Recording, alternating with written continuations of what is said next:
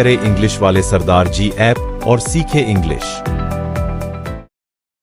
Hello friends, next 5 phrases are before you in the series of phrases.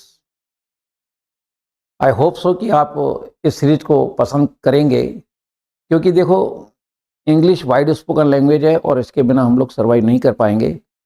So it's like a mangalsutra. What importance mangalsutra is or has in the life of a woman. Similarly, good vocabulary, good quotations, good compositions, है ना, they are also essential to add glamour in the language, particularly English की बात कर रहे हैं हम. तो next phrase देखते हैं हम, आउट ऑफ विंडो, बूते से बाहर हो जाना. जैसे आपने मान लो एक पक्षी पाल रखा है कमरे के अंदर, खिड़की खोल दी एंड यू फ्लू अवे.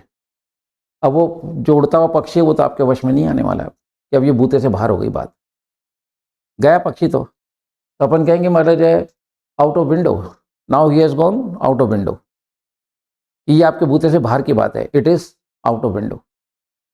कोई आपने मतलब जो है ना गलती कर दी, मैंने कहा कुछ नहीं होगा, now it is absolutely out of window. अब ये पूरी तरह से आप ऐसे बाहर है, अब आप इसको रिकवर नहीं कर सकते, ख़त्म हो गई कहानी, जो गुजर गया गुजर गया.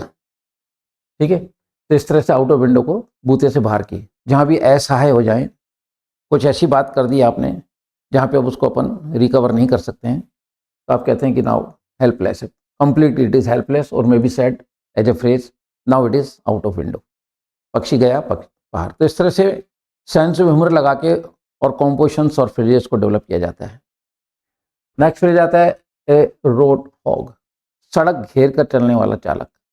आप देखते हैं कई बार हमारे देश के अंदर ट्रक जा रहा है, उसमें खूब बड़ा चारा भरा होता है, फुल ऑफ फॉडर. ठीक है, या कोई पिकअप है, उसमें मतलब जो पिकअप छोटी है लेकिन चारा उसमें बहुत भरा हुआ है, और वो सड़क पे जा रहा है, तो उस सड़क को घेर के चल रहा है. Now you are not in the position to overtake, क्योंकि सड़क दिख नहीं रही है और उसका जो है ना रूप बड़ा है, तो सड़क घेर के चल रहा है. तो ए रोड हॉग. तो जैसे मान लो आप जा रहे हो और आपके सामने एक ट्रक है, उसमें खूब सामान लदा हुआ है, या सड़क पतली है, पगडंडी है मान लो, और आपने देखा होगा कि गांव के अंदर मोटरसाइकिल पे खूब चारे के जो ढेर होता है, ठीक है, वो लेके जा रहा है. अब वो आपको मतलब जो ओवरटेक के लिए जगह नहीं दे रहा है, तो आप कहोगे मतलब जो it is a road hog, ये सड़क को घेर चलने वाला, या he is a road hog, ये सड़क को घेर के चलने वाला व्यक्ति है, ये साइड नहीं देगा आपको, क्योंकि सामान उसको बाहर निकला हुआ है. नेक्स्ट आता है स्कॉट फ्री, पूर्णतः मुक्त.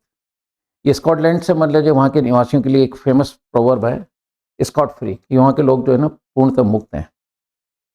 तो ये फ्रेज ऐसे बना हुआ है स्कॉटलैंड वासियों के लिए, तो स्कॉट फ्री, पूर्णतः मुक्त है.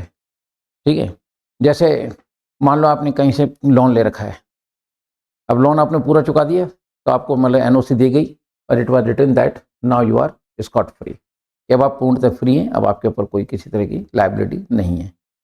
तो जहाँ भी आपको ऐसा यूज़ करना है, पूर्णतः मुक्त.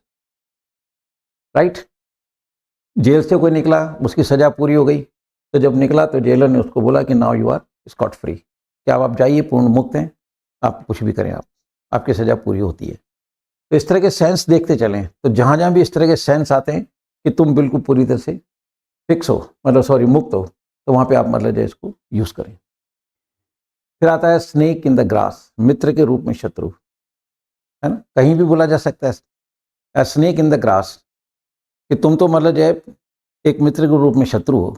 आपके दोस्त ने कोई चीटिंग कर दी, दो he was your bosom friend, वो आपका अच्छा दोस्त है, बूजम जिगरी के लिए यूज़ किया जाता है. तो सपोज मतलब a boy he is your bosom friend, but once मतलब ही चीटेड यू, तो आपको जब मालूम पड़ा कि इसने मेरे को धोखा दिया है, तो दैट टाइम मतलब it can be use like you are a snake in the grass, तुम तो मतलब जो मित्र के रूप में शत्रु हो.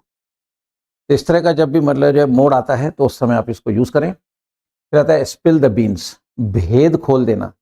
मटर की फली को छीलते हैं, मटर बाहर आ जाते हैं, यानी भेद खुल गया. तो इस तरह से सेंस ऑफ ह्यूमर यूज़ करके और इन फ्रेजेस को डेवलप किया जाता है. तो ये कितना अच्छा है, स्पिल द बीन्स, कि भेद खोल दो. मैंने कहा कि मतलब ये जाकर ये भेद खोल दो, spill the beans before him, या उसने भेद खोल दिया. पास्ट है तो अपन बोलेंगे he spilled the beans, second form लगा देंगे, यार उसने मतलब जो है भेद खोल दिया, या आप किसी को मना कर रहे हो कि ये तेरे को बात बता रहा हूँ लेकिन ये भेद खोलना मत, ठीक है ना, ये किसी को बताना नहीं है, तो आप कह सकते हैं कि मतलब जो do not spill the beans before anyone else या बिफोर हिम, उसके सामने भेद मत खोल देना। तो भेद खोलने के लिए अच्छा मतलब जो फ्रेज है, इसको अपन कह सकते हैं ब्रिंग ऑन द सरफेस, या एक यूं भी कह सकते हैं keep it in camera. In camera भी होता है कि गुप्त रखना है इसको, भेद खोल देना। ये खोलने के लिए वहाँ पे ब्रिंग लग जाएगा, पर ये खुद मतलब वर्ब यूज़ किया जा रहा है, तो स्पिल द बीन्स, राइट।